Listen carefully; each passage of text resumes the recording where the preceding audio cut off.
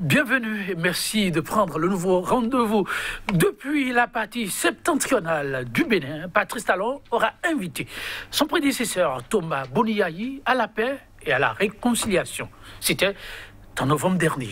Depuis Parakou, toujours dans la partie septentrionale, son prédécesseur lui aura officiellement répondu en invitant le peuple à revisiter les traitements à lui infligés par l'actuel locataire du palais de la Marina avant de conclure n'avoir rien contre sa personne, mais tout contre sa gouvernance.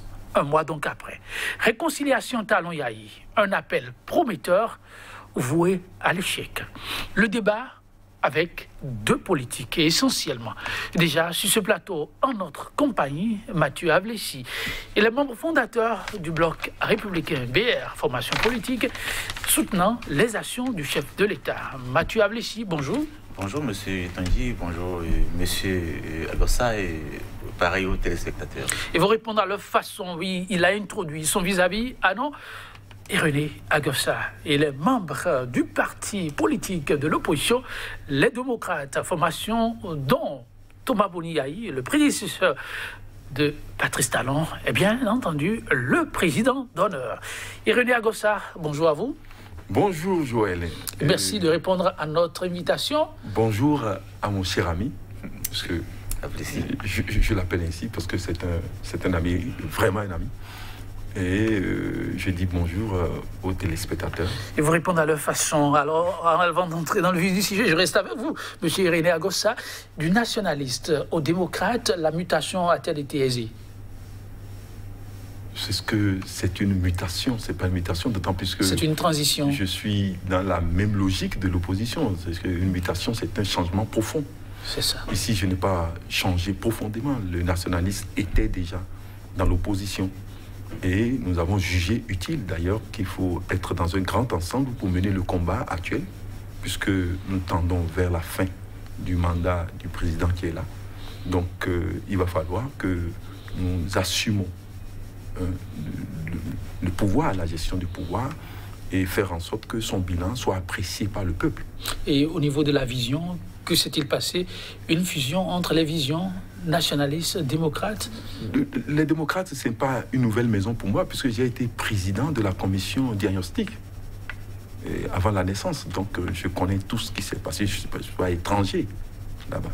Donc, il y a une fusion de la vision au sein du groupe, puisque nous avons pris le temps d'analyser. C'était ce qui est important à savoir pour le peuple, parce que ils étaient un certain nombre à croire en vous. Alors la vision a-t-elle changé? Heureux d'apprendre qu'il y a fusion au niveau de la vision.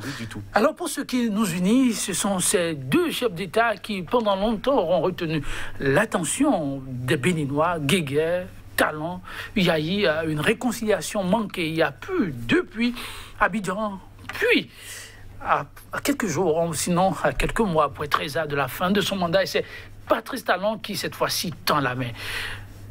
Silencieux depuis peu, Thomas Boniayi a fini par répondre, choisissant pratiquement le même lieu d'envoi du message, la partie septentrionale. Comment avez-vous vécu ce moment?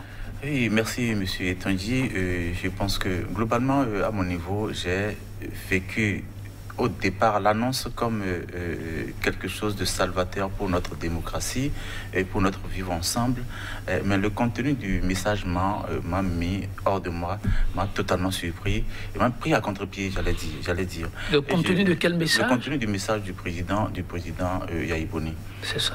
Son discours suivait revenir sur deux pans, deux niveaux de son discours qui m'ont totalement mis mal à l'aise.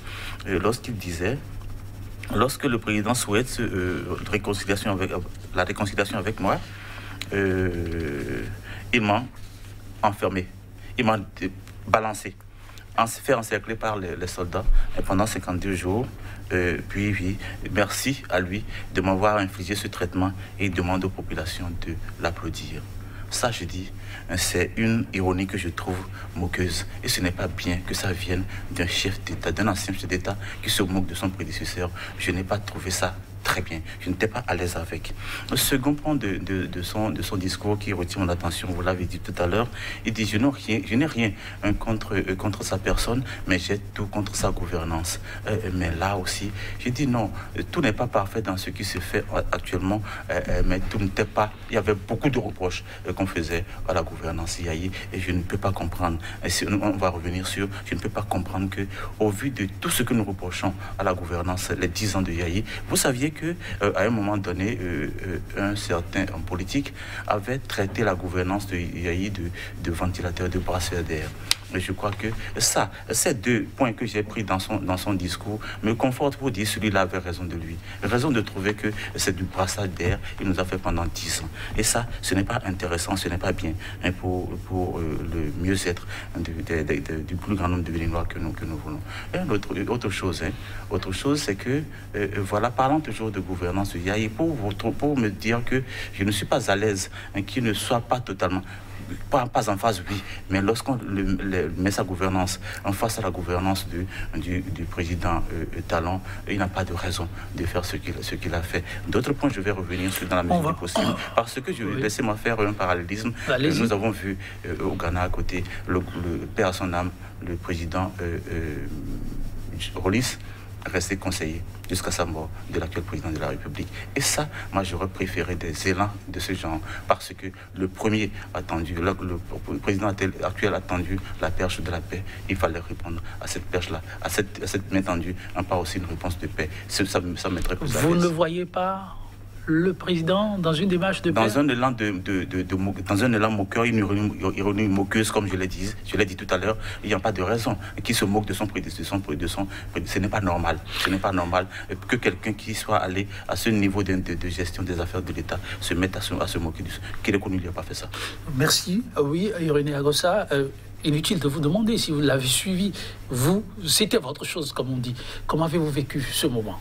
Non, mais il faut poser le problème de façon un peu plus profonde pour comprendre ce qui se passe. Le président Yayi a été élu et le président Kérékou était là. Pourquoi il n'y a pas eu réconciliation éventuelle entre le président Kérékou et le président Yayi? Le président Yayi n'a pas demandé une fois qu'il veut une réconciliation entre lui et son prédécesseur. Ce n'est pas pour la première fois qu'il y a une succession dans le pays. Il y a eu la tenance. Il faut poser le problème là. Pourquoi c'est si important de poser le problème? Il faut poser ce problème. Pourquoi le président Talon est obligé de dire aujourd'hui qu'il a besoin d'une réconciliation? Pourquoi? Il n'a pas besoin. Pourquoi lui le dit? Et répondez, non? Certainement que vous avez la question. La réponse à la question. Parce que là, le président a détruit le principe du pouvoir à la tête de l'État. Vous savez, le chef à la tête de l'État a deux corps. Il y a le corps physique et le corps spirituel du chef. Le corps physique, c'est ce qui est mortel, on le voit en lui. Mais le corps spirituel, c'est l'incarnation de la nation. Et ça, c'est une suite. Parce que c'est pour cette raison d'ailleurs qu'on dit le roi est mort, mais vive le roi. Parce qu'il y a une suite dans la gestion et les règnes du roi, ou bien la gestion du pays. Quand vous détruisez totalement le corps spirituel du chef à la tête de l'État, ça veut dire que vous considérez que le mortel. Et si vous considérez que le mortel, vous êtes dans un aspect où c'est seulement vous qui existez. Et si c'est seulement vous qui existez, vous commettez des dégâts par rapport aux autres. Parce que vous annulez tout ce que les autres ont été.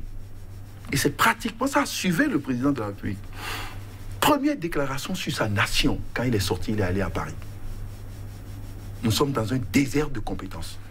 Donc pour lui, c'est un désert de compétences. Pour lui, rien n'existe. Il vient dans un pays où il voit tout, mais il proclame qu'il est dans un désert de compétences. Donc, il n'a rien vu. Il n'y a que lui qui existe. Puisque lui, au moins, il est venu de ce pays. Mais c'est ça. Voyez comment il a considéré ça. C'est le premier point déjà. Okay. Et quand il vient, tous les autres hommes sont rien. Comment ça? Parce que... Il travaille avec les hommes. Attendez. Avec des Béninois. Des Béninois. Oui. Vous avez vu comment, aujourd'hui, nos sociétés... Laissez-moi la parenthèse. Je vais revenir sur... Les sociétés sont dirigées par des expatriés, etc. Donc, au Bénin, nous n'avons rien. Vous avez vu ça tourner récemment. Les professeurs bavardent à l'université. Nous sommes un pays de mendiants. Les gens s'allient. Bref, il ne trouve que des défauts à un peuple qu'il a élu. Que des défauts. Donc, ce qui découle du fait qu'il n'incarne pas cette nation. Si tu incarnes la nation, tu dois en être fier, quelles que soient les critiques. Tu ne dois pas te moquer de la nation que tu incarnes. Et quand tu incarnes la nation, tu incarnes la suite des autres. Parce que ce que le président Kérékou a fait, la partie qu'il a laissée dans l'incarnation de la nation se poursuit à travers le président Boni Yayi. Puisqu'il n'y a pas eu de rupture à ce niveau, il n'y a pas eu de réconciliation. Puisque entre lui et le président Boni Yayi, il y a eu de rupture en ce qui concerne l'incarnation de la nation. Et comme il y a eu rupture, ce qui doit se faire pour un chef d'État n'a pas été fait. Ce qu'on doit faire contre un chef a été fait. Et il se rend compte maintenant qu'il faut une réconciliation. Donc, c'est ce qui est le problème. C'est le véritable problème, ça. Donc, le véritable problème, ce n'est pas la réconciliation. C'est que le président n'a qu'à comprendre que désormais, il faut qu'il incarne la nation. Il faut qu'il incarne la nation. Il faut qu'il soit le père de la nation. Et c'est quoi aujourd'hui, M. Joël? Kérékou, qu'est-ce qu'il a d'extraordinaire, dites-moi? Il n'a même pas 1 mètre carré à Cotonou, après avoir fait 27 ans au pouvoir. Qu'est-ce qu'il a d'extraordinaire? Il n'a rien. Là où il a résidé, il n'a même pas pu se payer ça. On l'a détruit. Et pourtant, si Kérékou remplissait, il se réveille aujourd'hui, et il remplit les conditions, personne ne peut le battre. Il a marqué sa génération et les autres générations. Parce qu'en son temps, il a incarné la nation. Il a incarné la nation. Donc, ça veut dire qu'il faut absolument que le président comprenne ça, que le chef à la tête d'une nation a 2 dimensions. Sa dimension physique qui est périssable et la dimension spirituelle qui est l'incarnation de la nation qui reste dans le temps. Alors je crois que c'est le véritable problème que le président Patrice Talon a. Et pour finir, vous avez vu comment il a écrasé la maison de Kérékou pour des raisons que lui-même... Parce que personne n'existe. Personne n'existe, il n'y a que lui. Parce que pour lui, ses projets, ça détruit tout. Les autres n'existent pas. Donc, pourquoi vous êtes gêné si l'autre, le président Boni Yayi, lui rappelle des aspects de l'incarnation de la nation que doit représenter un chef d'État, puisque lui n'a pas fait au président Mathieu Kérékou. Donc vous ne voyez pas Boni Yayi, monsieur Irénée Agossa? Lui n'a pas fait ça au président Mathieu Kérékou. Monsieur Irénée Agossa, c'est pour cette raison qu'il a évoqué quelques aspects pour juste dire ça ne se fait pas. Puisque toi-même... C'était pas une moquerie. Puisque c'est pas une moquerie. Toi-même, tu finiras par être un ancien chef d'État dans notre pays. Il te faut des comportements. Il te faut du respect. Il te faut quelle que soit la politique que ton successeur sera en train d'appliquer. Mais ce qui va vous lier, c'est l'état de la nation, où vous pouvez vous conseiller, vous enseigner, etc. Et c'est seulement avec le président Boni Yayi qu'il y a de problèmes. Non, avec le président Soglo, même qui l'a soutenu. Allez discuter avec le président Soglo, qui l'a soutenu. Il n'a pas hésité à ce que, sous son règne, les 2 présidents ont été gazés. Ça veut dire que le président Soglo l'a soutenu. Non seulement l'a soutenu, et son aîné. Donc, c'est clair que pour lui, le problème n'est pas aussi simple. C'est dans sa conception du pouvoir. J'ai envie de vous relancer vous-même. Vous avez évoqué tellement d'aspects que je suis obligé de me retourner vers M. Mathieu Ablessi. Alors, M. Mathieu Ablessi a écouté votre vis-à-vis. Est-ce qu'on ne peut pas considérer la démarche de l'ancien président Thomas Boni Yayi comme celle de quelqu'un qui veut vider le trop-plein qu'il avait? Une façon de dire, ok, je veux bien tourner la page, mais voyez avec moi. Merci, M. Tondji. Je voudrais revenir sur cette terminologie. Mais vous n'oubliez pas la question. Je n'oublierai pas. Okay. Si j'oublie, j'en oubliais, tu peux me ramener sur la terminologie désert de compétences. Le traitement qu'il en a fait ne m'a pas plu pour autant, parce que les compétences, comment les acquiert-on? Comment devient-on compétent dans un contexte donné? Il faut pratiquer. Et il n'a pas parlé de désert de qualification académique. Il a parlé de désert de compétences. Parce que le mode de gouvernance qu'on a eu depuis les années 60, moi je dis, je me rappelle ce que disait M. Todinou. Il dit, si depuis 60 à ce jour, on avait ce mode de gouvernance, le pays n'en serait pas là. Rêvons pour notre pays. Rêvons pour notre pays, nous ne restons pas stationnaires. Oui, tel que M. Agossa est en train de prendre les choses, c'est comme si tout ce qui se faisait, restons là. Le quartier où il est né n'est pas resté ce que c'était quand il naissait et ce que c'est devenu aujourd'hui. Rêvons pour notre pays. Et je pense que le président Talon rêve pour le pays. On se doit de l'accompagner. Je ne voudrais pas que nous restions. Et c'est ça, je disais quelque part, que le pays est malade de ses cadres. Nous sommes malades. Le pays est malade de ses cadres. Et nous devons remercier le président Talon d'être en train de nous guérir par rapport à cette affection et qui nous retarde le pays. Le médecin idéal. Et pour le moment, c'est celui que j'ai trouvé. Alors, et j'aurais souhaité que le reste des gens, des personnes que Dieu va mettre à cette position parviennent à pérenniser. C'est acquis qu'on est en train cet élément qu'on est en train d'acquérir, pour que ça devienne vraiment un acquis pour notre pays. Après avoir suivi M. Agossa dans son développement, vous revenez un peu sur votre lecture de la déclaration de Boni Yayi? Merci. Oui, je reviens sur ça. Comme je disais, je pense sur les deux points. Le premier où je dis, ça c'est un élan, c'est une ironie moqueuse que je n'aurais pas souhaité qui se répète. Ce n'est pas normal Pourquoi ne voulez-vous pas considérer ça comme une façon de vider son trop-plein? Trop plein par rapport à quoi? Parce que le contexte actuel, notre droit positif que nous avons aujourd'hui ne lui permet même plus d'être candidat à quoi que ce soit dans ce pays, à condition qu'il se refuse le titre d'ancien président. Sinon, il ne peut plus être candidat à la présidence de la République. Il a déjà fait 2 mandats dans sa vie. Il ne peut plus être candidat. Donc, dans ce contexte, ce qu'on attend de lui, c'est accompagner celui qui est là mieux faire que lui. S'il n'est pas dans cette posture, il pense que, voilà, je tire le voile pour remettre le pouvoir à quelqu'un qui va faire du stationnaire par rapport à ce qu'on a vu par le passé. Je dis, je ne suis pas d'avis. Avançons. Le Bénin se présente mieux pour moi aujourd'hui et je préfère qu'on fasse le pas de plus. Et donc, je reviens sur le second point, qui est le mode de gouvernance. Non, avant mon mode de gouvernance, toujours le rappel des événements vécus. Cela ne peut-il pas être interprété comme une façon de dire vraiment la plaie est profonde?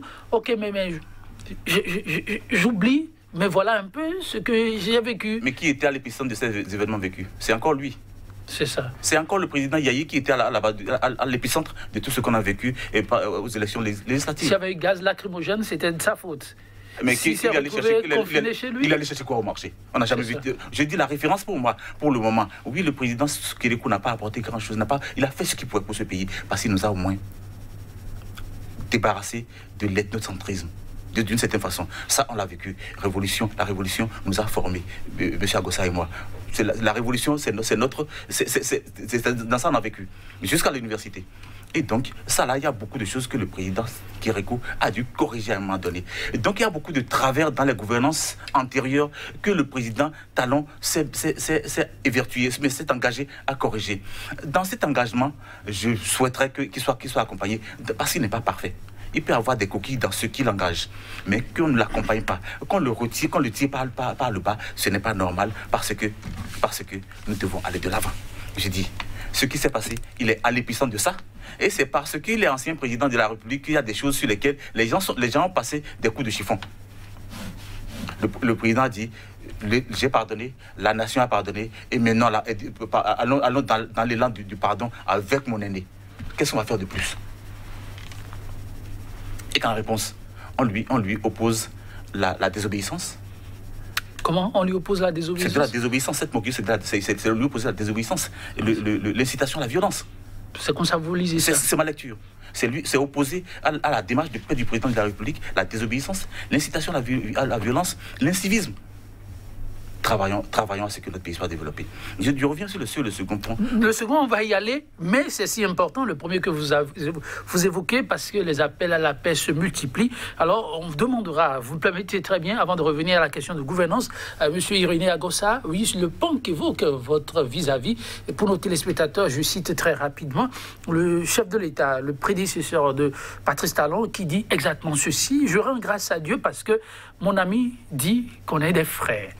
Il m'a balancé. Eh bien, mes enfants soldats, qui sont venus m'encercler pendant 52 jours, sans eau, sans visite de mes parents, ni avocat, ni médecin, mais j'étais encore dans la joie du cœur. Et je remercie mon frère de m'avoir mis dans de telles conditions. Il faut applaudir pour lui. Et les gens ont applaudi. Applaudissez parce que Dieu nous a protégés. Je demande à Dieu de le bénir. Alors, cette portion de phrase choque vraiment votre vis-à-vis. Vous, pensez-vous que le chef de l'État a vraiment bien fait, dans une démarche de réconciliation, de tenir ses propos? Mais d'abord, qui a demandé la réconciliation? Est-ce que la question se pose encore, M. Irénée Agossa? C'est le président Talon. Oui. Ça veut dire que lui-même il reconnaît qu'il y a quelque chose. Mais qui a bénéficié dans ce pays du pardon? C'est qui? C'est le président Talon. Expliquez-vous. Attendez, il était où quand les élections s'approchaient? Lui, il était en exil. Oui. C'est le président Yahi Boni qui l'a pardonné. On peut prendre ça sous n'importe quelle forme. Et lui a accordé l'entrée, le laisser passer pour qu'il rentre, qu'il participe aux élections, qu'il soit élu. Il est le symbole du pardon, lui. Qui ça? Le président Talon. C'est le prototype même du symbole du pardon, de notre manière de vivre chez nous, au Bénin. C'est ça. Mais lui, il y en a combien dehors qu'il a pardonné, qui ont pu être là? Commençons par là, c'est ça que je vous dis, que le principe du pouvoir chez lui, c'est là le problème. Combien lui n'en a pardonné pour arriver? Lui. Vous savez le problème qui existait entre lui et le président Boni Yahi. Et pourtant, le président Boni Yahi l'a laissé rentrer jusqu'à être candidat, jusqu'à être élu et à passer service. Et vous voulez dire que le cœur de celui-là est dur par rapport à l'autre? Le président Talon sait bien ce pourquoi il l'a dit. Ce n'est pas seulement par rapport à ce que vous dites. Mais c'est pas pourquoi. Parce que lui sait, il a vécu. Il sait qu'au-delà de cette vie, on va répondre de tout ce qu'on a fait. Il sait, bien sûr. Et que il va finir par laisser le pouvoir. Le pouvoir, il va laisser. Celui qui a le pouvoir éternel, c'est Dieu. Et celui qui a le pouvoir souverain, c'est le peuple. C'est le peuple. C'est le peuple ici qui a le pouvoir souverain. Mais celui qui a le pouvoir éternel, c'est Dieu. Mais donc, ce que je veux vous commence dire... Pas dit réconciliation avec Boni Yahi, est-ce qu'il n'a pas commencé par le bon bout? Moi, je suis d'accord, je l'encourage. Et il a plusieurs manières pour le faire. Et je suis certain que s'il le fait, normalement, le président Boni Yahi, qui l'a pardonné entre-temps, ce n'est pas pour la première fois, et qui lui a permis d'être chef d'État. Parce que même s'il y a des erreurs, c'est lui qui a commis les erreurs pour que lui puisse l'exploiter. Et il est chef d'État aujourd'hui. Donc, ça veut dire que celui-là, qu'il avait fait en temps, il n'y a pas de raison pour lesquelles que lui ne le fasse pas maintenant, puisque lui, il a donné déjà la preuve du pardon. Alors, on ne peut pas l'accuser pour ça. Et qu'il ne l'a pas accompagné.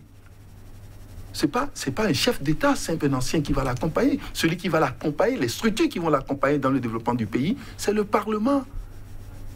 C'est les institutions de l'État. Il a tout. Les maires, il a tout. Alors, je ne pense pas qu'il soit dans votre logique.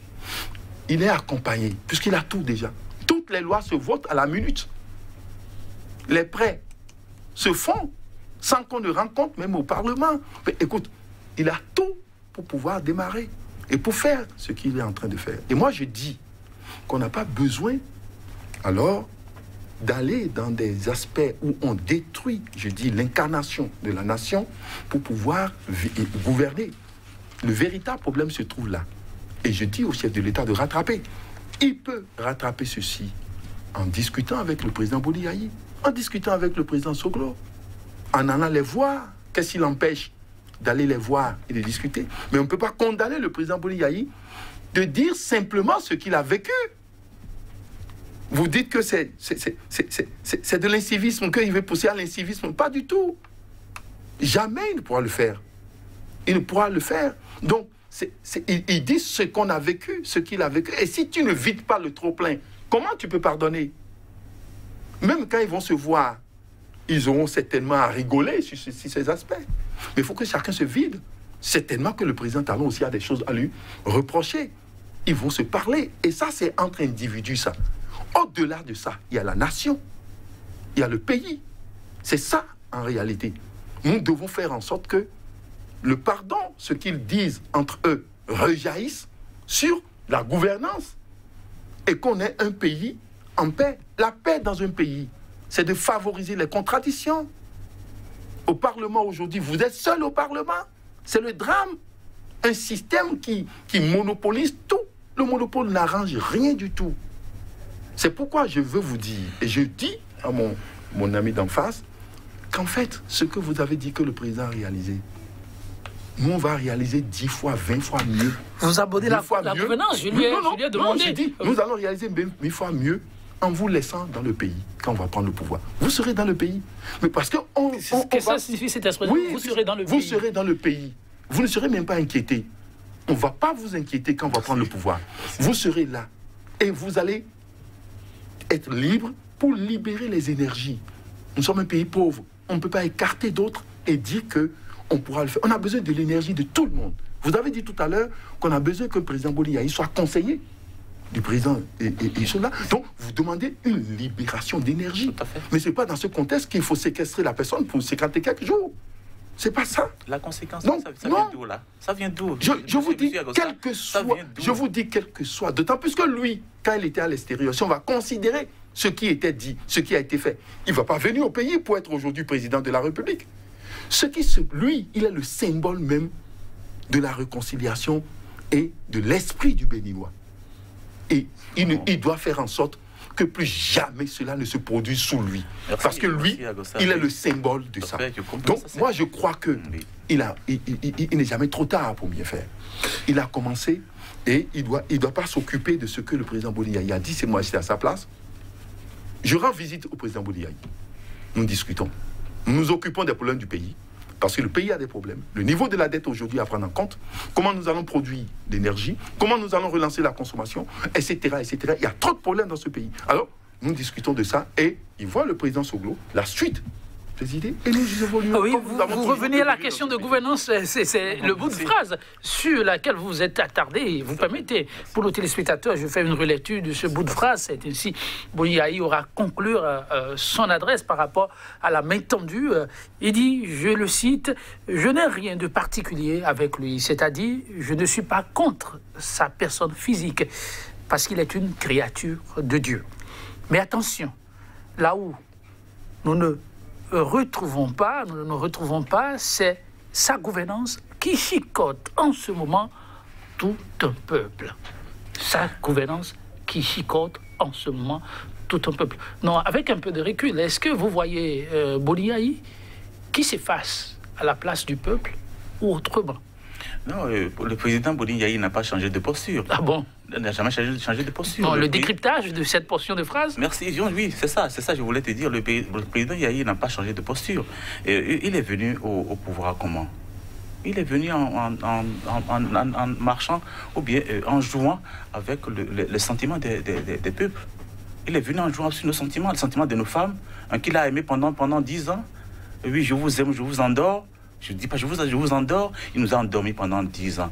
Et ça, dans cet élan, ce point de phrase, oui, c'est toujours pour nous endormir. Nous endormir parce que c'est sa posture naturelle. Donc je dis ça pour venir à sa gouvernance. Et c'est ça, il nous endort pour nous gouverner à sa guise. Il nous a gouverné à sa guise. Gouverner encore à sa guise, mais il a fini. C'est pour dire, il est resté dans son élan, dans sa posture. Parce que la posture de gouvernance à sa guise, c'est ça, c'est vous endormir pour faire ce qu'il veut. Mais justement, lorsque les tests ne lui permettent plus de revenir, est-ce que ça fait juste de penser qu'il pense encore? C'est le paradoxe que je trouve, c'est pourquoi je dis, par rapport à ce qu'il a fait pendant 10 ans, que nous allons parcourir un peu ici, et l'élan que nous sommes en train de voir, il devrait pouvoir se mettre en cause pour dire, oui, tout n'est pas, j'ai pas tout fait mal, j'ai pas tout fait bien, et donc, il y a des coquilles. Et ce qui se fait aujourd'hui n'est pas parfait parce que le président Talon n'est pas Dieu. Il a beau penser bien les choses, dans la mise en œuvre, il peut y avoir des coquilles. Et donc, je dois être là pour lui dire, jeune frère, à ce niveau, ce n'est pas... Je propose que ce ne soit pas comme ceci que tu abordes les sujets. Est-ce que vous auriez souhaité le voir faire? Ce qu'il n'a pas fait parce que les réformes ont gêné. Déjà, au niveau des réformes, on pensait retourner encore parce que nous avons vu l'élan de la minorité de blocage aujourd'hui par le passé. Cette minorité qui a tout bloqué. pour que l'appareil État ne démarre pas bien. Les réformes sont passées, il fallait donc aller aux élections législatives. À ce niveau, ils ont fait la politique de la chaise vide. Conséquence, bon, que M. Agossa, en ce moment, trouve que c'est le monologue au niveau de l'Assemblée, c'est leur faute. C'est leur faute. Et donc, je reviens sur la gouvernance comparée pour dire, nous avons vu. Yahi Boni n'a pas changé de posture. Nous avons vu sa gouvernance avec... Alors, dites M. Avlechi, il n'a pas changé de posture. Il n'a pas changé de posture. Vous maintenez, en tout cas, les politiques ont leur façon de voir. Mais lorsqu'il dit, ce qui le désole, c'est une gouvernance qui chicote tout un peuple. C'est quoi, vous, votre avis? C'est ça, je dis, par rapport à ça, là, il roule encore sur l'affection, l'affectif, le côté affectif des Béninois. Et c'est ça, c'est son terrain de prédilection. Non, mais les faits sont-ils réels ou pas? Dire c'est les réformes, c'est les conséquences des réformes. On ne peut pas faire des omelettes sans casser des œufs. Nous voulons avoir un pays émergent. On nous a fait miroiter ici l'émergence, je ne sais quoi. Quelles sont les terminologies dans le temps? Un premier, puis un second par la suite pour le second quinquennat. On a vu quoi? On n'a pas bougé.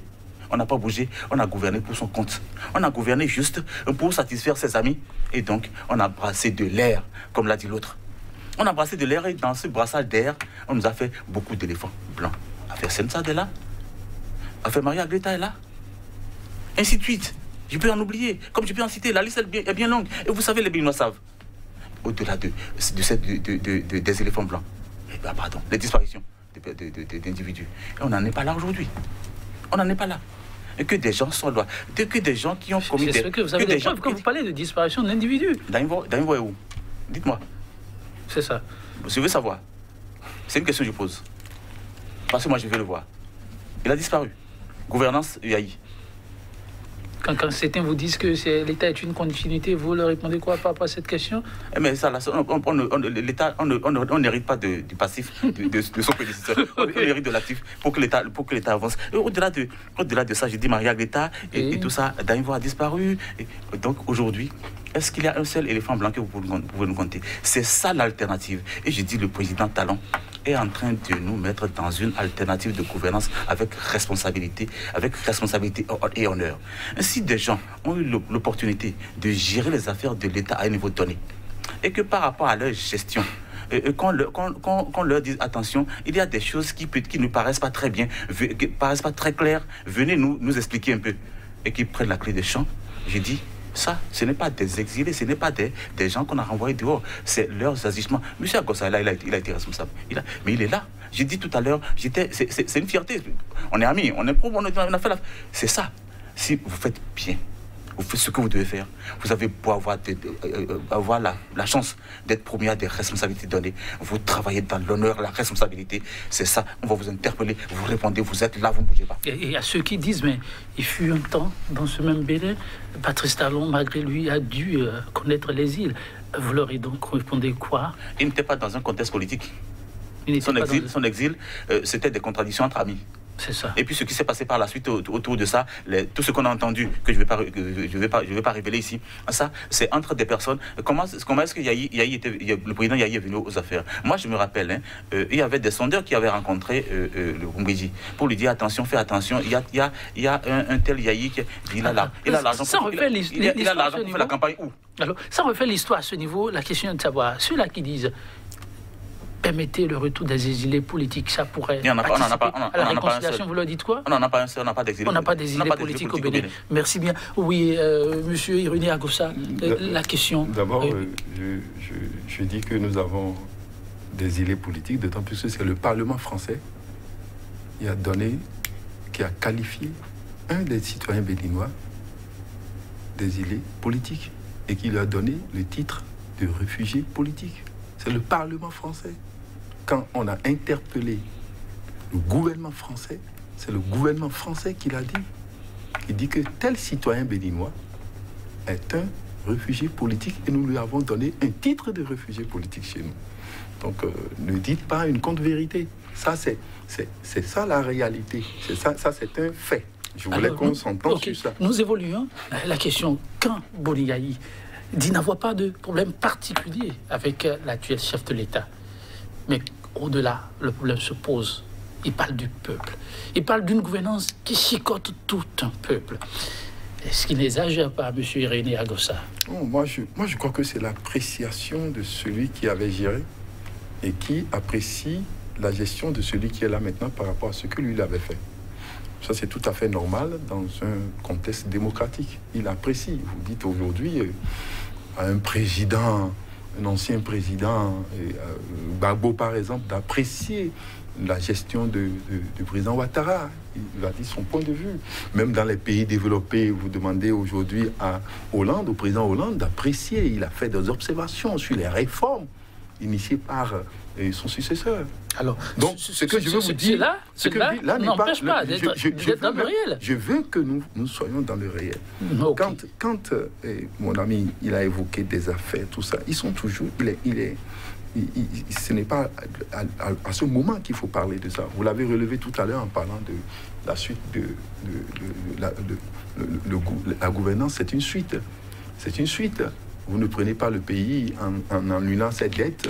Celui qui va prendre le pays après le président Talon, il fera face aux créanciers parce qu'on l'a fait au nom de l'État. Donc, si vous avez affaire Sensad, vous ne l'avez pas fait à 4 mois de la fin, vous n'avez pas trouvé de responsabilité à ça, alors le peuple va vous apprécier. Le peuple est en train de vous suivre. Si vous avez, d'ailleurs, que vous n'avez pas retrouvé, après avoir toute la justice, tout en main, vous êtes venu pour ça d'ailleurs.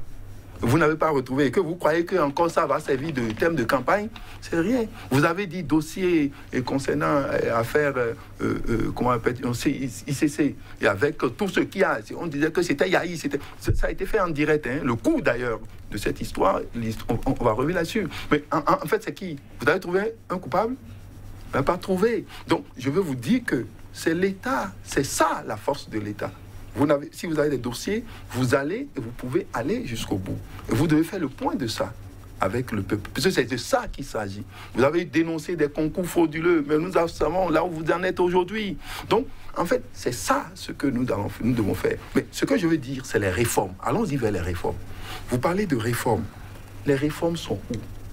Et quels résultats ça a donné? C'est ça qu'il faut dire. La réforme partisane, c'est une des réformes fondamentales. C'est un chantier très vaste. Le temps tire à sa fin. Voilà. Allez-y rapidement. C'est ce qui aura retenu votre attention. Cette réforme nous a conduit à quoi? À un Parlement monocolore. Et le chef de l'État, il sait bien ce qu'il fait. Il n'est membre d'aucun de vos partis. Parce qu'il sait que c'est de la foutaise.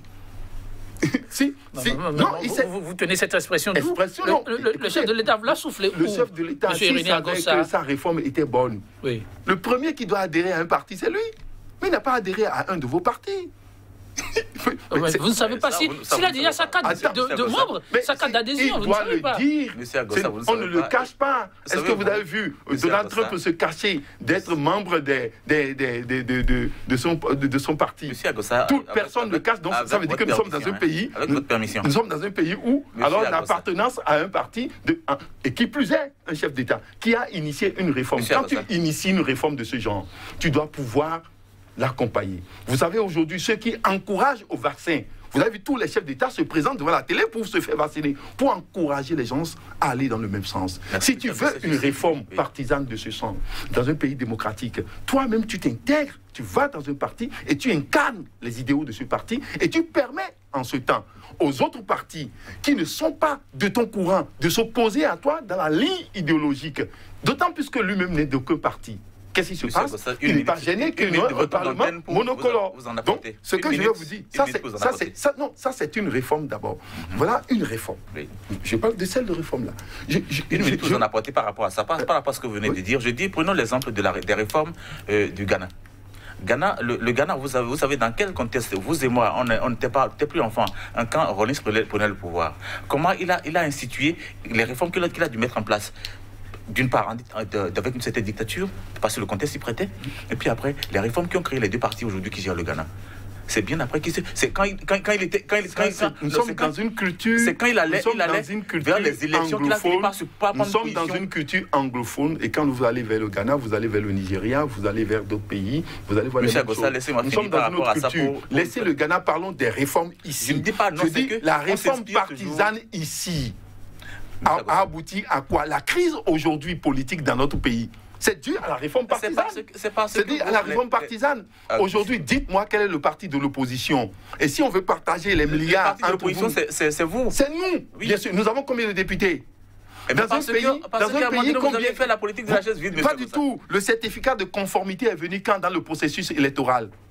Qu'est-ce que vous avez empêché d'aller aux élections? Attends, le certificat de conformité est venu. Ne venons pas sur l'histoire. Revenons pas. Moi, je pense que avançons les réformes. Nous parlons d'une réforme économique, des réformes économiques. Mais permettez, ça va être un autre plateau. Il faut que nous parlons des réformes et que Monsieur Irénée Agossa, les conséquences. Non, vous allez répondre à votre question. Les conséquences des réformes, on en parlera après. Les conséquences des réformes, c'est quoi? C'est pour le bien-être de la population. En principe. Si vous faites une réforme dans votre maison et que votre enfant n'arrive plus à manger, vous êtes dans quelle réforme? Aujourd'hui, le problème du pays, c'est qu'il n'y a plus les 3 repas pour un citoyen. Alors, les questions de réforme, M. Irénée Agossa et M. Mathieu Ablessi, vous permettez, chers invités, vous permettez, on recadre le plateau et le thème qui nous unit aujourd'hui. Le thème est bien ceci, chers téléspectateurs, qui nous prenait peut-être au vol, réconciliation, talent, yaï. Un appel prometteur ou voué à l'échec. Ceci au regard de la sortie médiatique du prédécesseur, de l'actuel locataire du palais de la Marina, Patrice Thomas Boniaï. Alors, on va, Monsieur Irénée Agossa, très rapidement, vous allez nous dire, est-ce qu'il faut y croire, cette réconciliation?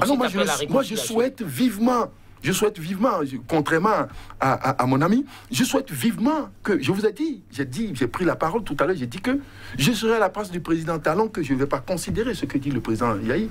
Je continue dans ma logique parce que c'est une logique qui est conforme aux normes culturelles et traditionnelles de notre pays. Cette réconciliation, Monsieur Ablessi, merci pour la réponse. Est-ce qu'il faut y croire?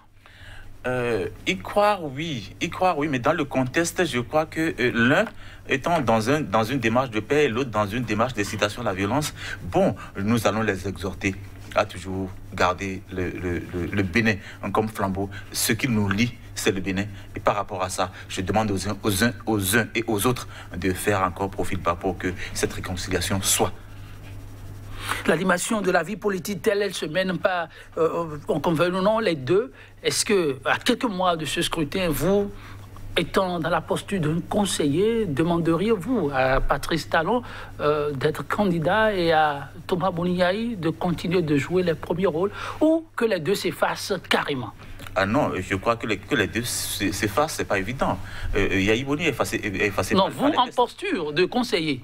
En posture de conseiller, je dis d'abord les tests. Quels sont les tests en vigueur? Qu'est-ce que les tests disent? En posture de conseiller, vous ne pouvez pas demander à quelqu'un à qui les tests permettent d'aller aux élections, de remplir, ou bien d'aller en second mandat, et quelqu'un que les tests ne prennent plus en compte, de les comparer. Il n'y a pas de comparaison. Vous concluez en disant? Je conclue en disant que le président Talon, dans sa logique, pourra nous amener à renforcer les réformes politiques, économiques et sociales qu'il a enclenchées pour que demain soit meilleur pour nous. Merci beaucoup. Et vous, votre conclusion sera, les deux, il faut qu'ils prennent une retraite politique ou? Le président Talon a le droit d'être encore candidat. Je lui souhaite qu'il soit candidat. C'est à sa décision, c'est lui qui veut.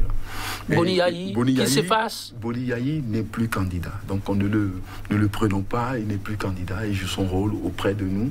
Et c'est une, dans le bon rôle. C'est une référence charismatique pour nous.